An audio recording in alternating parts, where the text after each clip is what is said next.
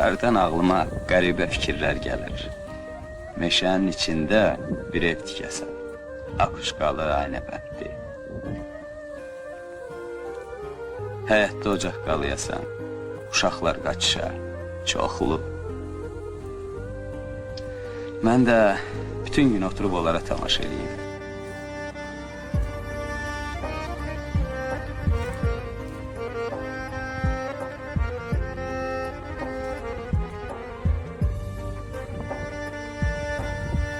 Əzizə çox beli bağlama.